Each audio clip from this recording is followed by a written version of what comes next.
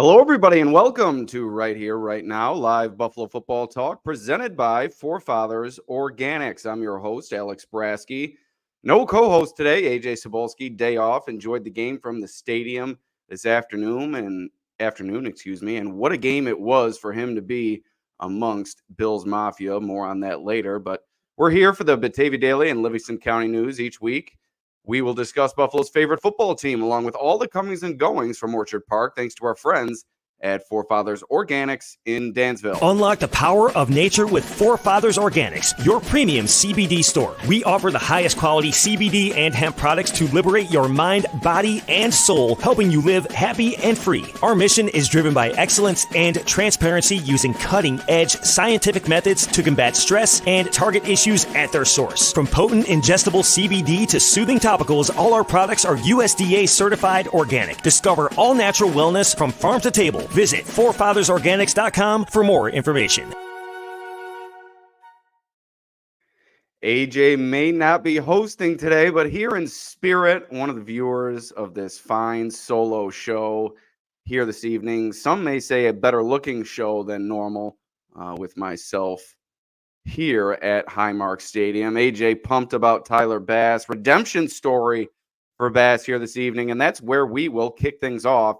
No pun intended. Tyler Bass with a 61-yard bomb to win it for the Bills in a back-and-forth affair against the Miami Dolphins. Bass now 7 for his last 7, dating back to the Jets game where he finished 1 for 2. He did miss an extra point in this game, banked another one off the upright and in, so not a perfect day for Tyler Bass by any means, but the 61-yarder at the end of the game, wiping away any sort of concern that the Bills fans may have had with that point after attempt. Buffalo released practice squad kicker Lucas Havrasik earlier this week, and it was kind of like Sean McDermott and Brandon Beane calling their shot as Bass comes through with the 61-yarder to win it for the Bills here this afternoon. And like I said, what redemption for Tyler Bass. What he's gone through dating back to last season, that miss against the Chiefs in the playoffs, started this season inconsistent. The reports coming out of training camp, a lot of concern brewing. He really didn't quell any of that concern with his regular season performance, but a moment like this can really turn a kicker's confidence around, and that's what I'm expecting for this to do for Tyler Bass. A 61-yarder for the Bills. Sean McDermott mentioned in the postgame press conference that it's a franchise record. I haven't seen anything like that. I'm going to have to check, see if it ties the franchise record or if it's a franchise record that now stands alone for Bass, but nonetheless, what a boot from Bass. It would have been good from about 70, right down the middle. Also hit from 40 and 49 in this game. He's had trouble from 40 plus. So Bass quelling the concerns from Bills Mafia in this one by way of a 61-yard game-winning field goal. And Josh Allen said it after the game. He said, "This is what stories are made of, and great stories are made of." Said he was so proud of Tyler Bass, mentioned the trials and tribulations that he's gone through, witnessing it firsthand, and to see a teammate come out on the other side. It was an emotional moment for everybody. If you go to the Bills social media channel, you watch the post-game celebration, Sean McDermott handing Bass the game ball, and Bass fighting back tears as he thanks his teammates for their support through the tough times. And we asked Tyler Bass a few weeks ago in the locker room what an outpouring of support meant to him. I believe it was after the Titans game, and now to be able to come through in front of those same fans that showed him such support, just a great moment for Bass. And Ray Davis perhaps said it best after the game. The whole city, maybe not the whole city before today, believes in him, and I think that is what the theme or the vibe surrounding Tyler Bass is going to be moving forward. I think this is a big boost for him, a big boost for this team, and a big win for the Bills as they move to 7-2 and knock the Dolphins down to 2-6 and continue those fleeting playoff hopes down the drain.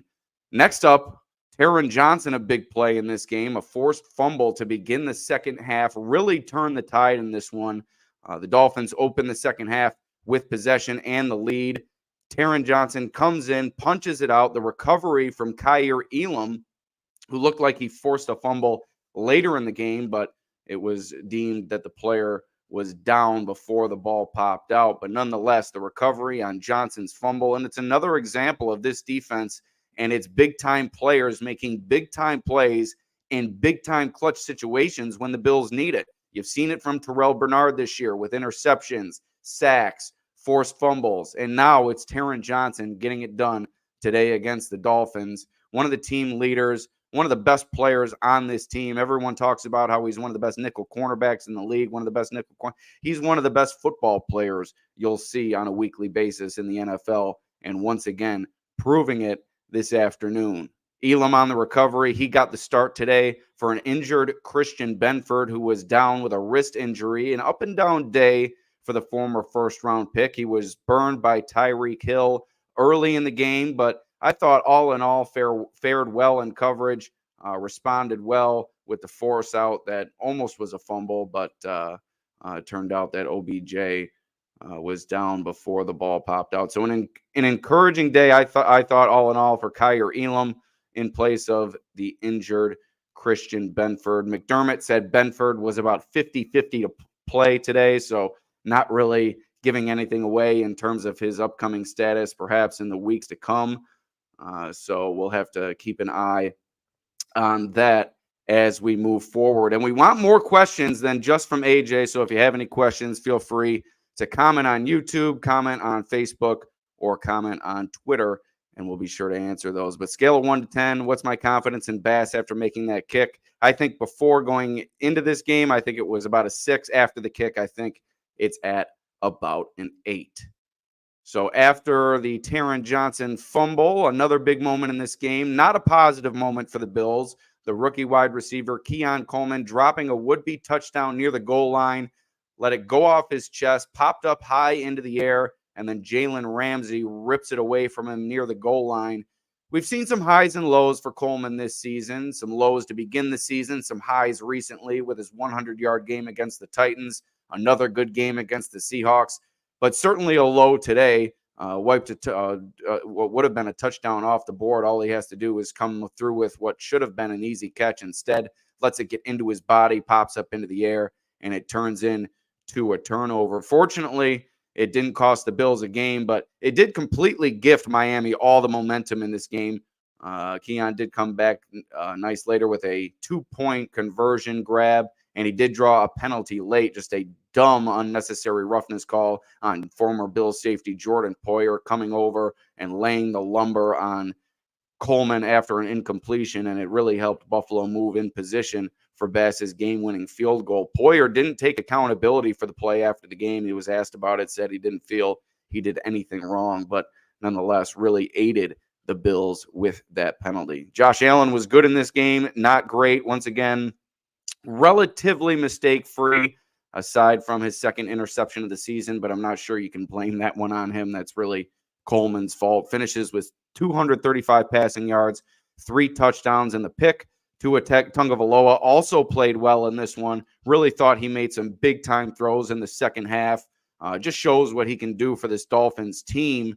A night and day performance in terms of Tua's performance against the Bills before he went out in that first matchup of the year. And then this game, Tua finishes 25 of 28 for 2 touchdowns, a 124.9 rating. Tyreek Hill getting more involved in the Miami offense, 4 receptions for 80 yards.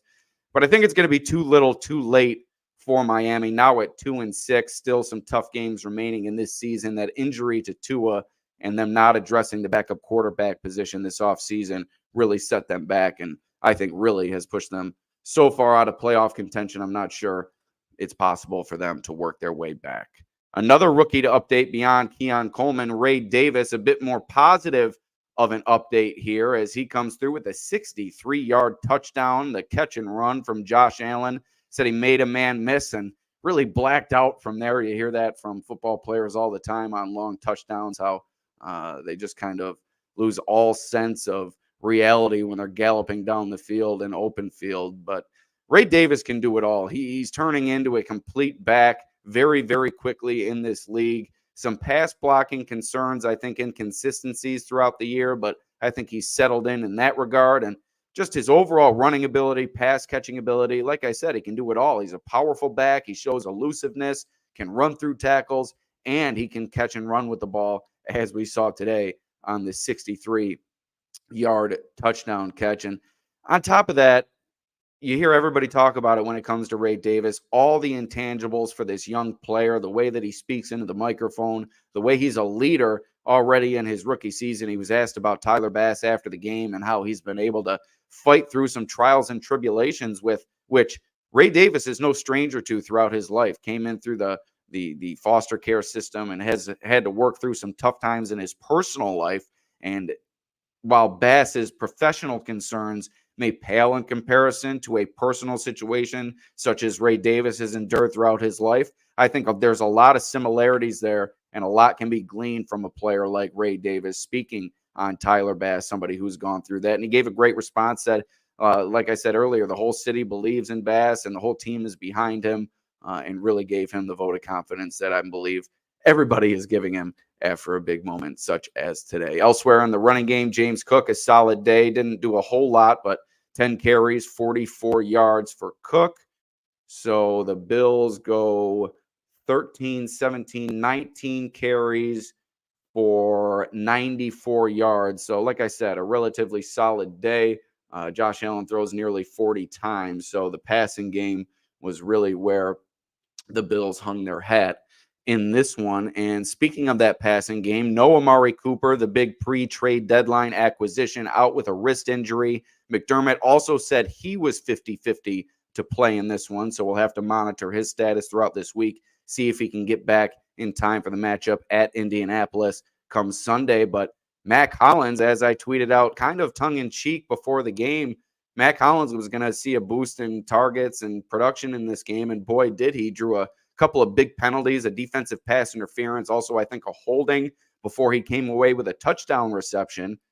Hollins isn't the most flashy player. He's polarizing amongst Bills fans. They don't like to see him on the field on passing downs, but he's made some plays for the Bills this season. I think 2 total touchdowns on the year now. He made a recovery on the muff punt. I think it was against the Seahawks this past week. So Hollins is an important player for this team. And when you have a player with his charisma, his leadership ability, making plays on a weekly basis, that's only going to bode well for your squad moving forward. Curtis Samuel suited up for this one. He and Cooper both were questionable coming into this game. Samuel goes, Cooper doesn't. Samuel did not do a whole lot, only targeted once, didn't have a catch, didn't see him on the field that often. So we'll monitor Cooper and see what his progress is throughout the week, along with Christian Benford and DeJuan Smoot, who the Bills lost in this game. Also, Keon Coleman, after the hit delivered by Jordan Poyer, Keon Coleman left the game to the locker room, seen after the game with a wrap on his arm. So those are 4 injured players and key injured players at that to keep an eye on for the Bills this week. Let's take a quick break. We'll thank our sponsor, Forefathers Organics in Dansville. Unlock the power of nature with Forefathers Organics, your premium CBD store. We offer the highest quality CBD and hemp products to liberate your mind, body, and soul, helping you live happy and free. Our mission is driven by excellence and transparency, using cutting-edge scientific methods to combat stress and target issues at their source. From potent ingestible CBD to soothing topicals, all our products are USDA certified organic. Discover all natural wellness from farm to table. Visit forefathersorganics.com for more information.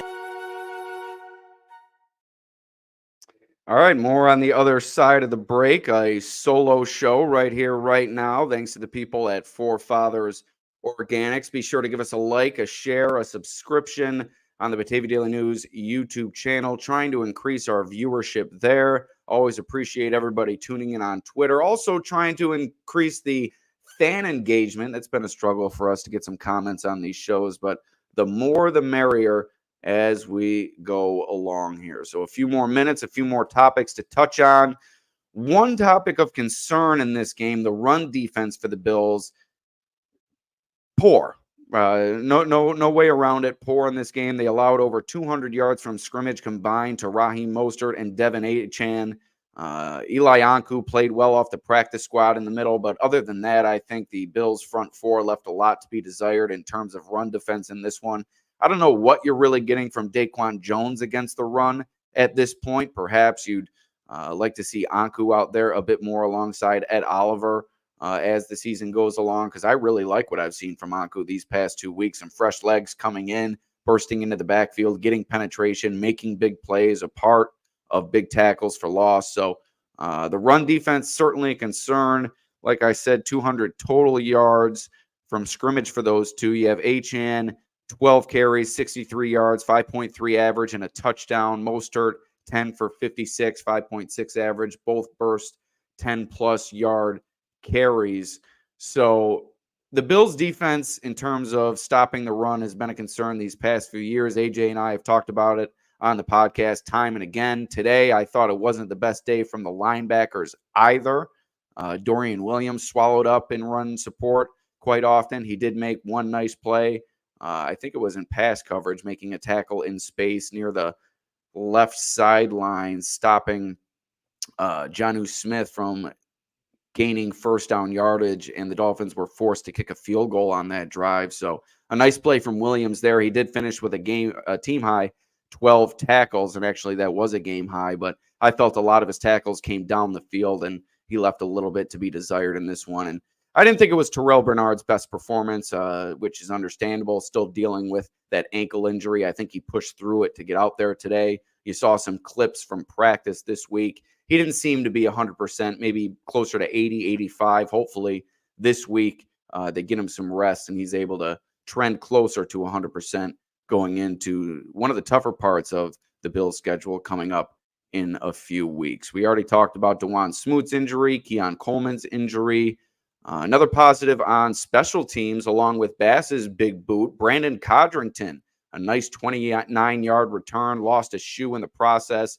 I believe that helped the Bills get some points early in the game. I want to say it was their first points of the game on Bass's field goal, but nonetheless, Codrington hasn't made a massive impact, but he's flashed at times, given the Bills some nice returns that they've converted into points. So I think that move, bringing him over from the Jets, has really been a positive one for Buffalo this season. Another questionable item to touch on, the two holding penalties, one on Dion Dawkins, one on O'Cyrus Torrence, which stopped Buffalo from scoring a touchdown midway through this game. Both garbage calls, especially the one on O'Cyrus Torrence, really nothing there. I didn't get a good look at the Dion Dawkins ones. Perhaps that one was even worse, but I can only speak on the Torrence one. I saw a good look at the replay. Just nothing there to warrant the penalty.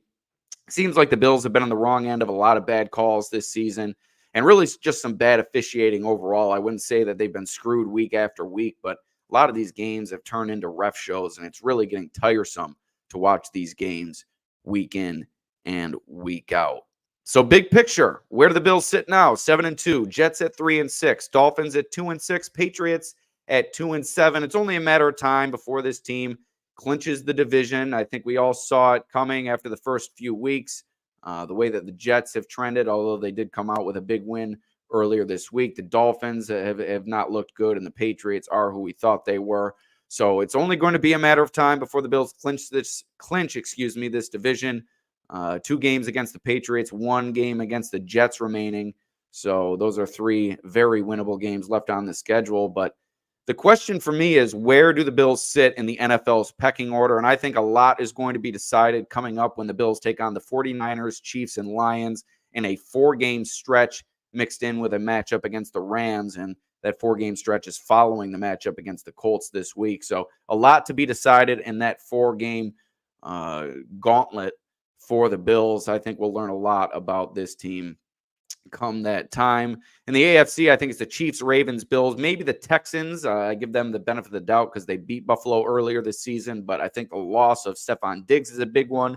They're still waiting to get Nico Collins back. CJ Stroud hasn't looked the same as he did last year. Some question marks on that offensive line. He was sacked 7 times this past week. So I think the Bills have been up and down this year, but they remain, as I've said all season, a Super Bowl contender. They're about to run away with the AFC East, and we'll see where that gauntlet of a 4-game stretch takes them when they do take on the Chiefs, 49ers, and Lions coming up in the stretch run. And that's going to do it. But before we get out of here, let's thank our sponsor one more time, Forefathers Organics in Dansville. Unlock the power of nature with Forefathers Organics, your premium CBD store. We offer the highest quality CBD and hemp products to liberate your mind, body, and soul, helping you live happy and free. Our mission is driven by excellence and transparency, using cutting-edge scientific methods to combat stress and target issues at their source. From potent ingestible CBD to soothing topicals, all our products are USDA certified organic. Discover all natural wellness from farm to table. Visit forefathersorganics.com for more information. All right, that's going to do it from Highmark Stadium. Alex Brasky for the Batavia Daily and Livingston County News. Thanks to Forefathers Organics. We'll be back on Wednesday. See you next time.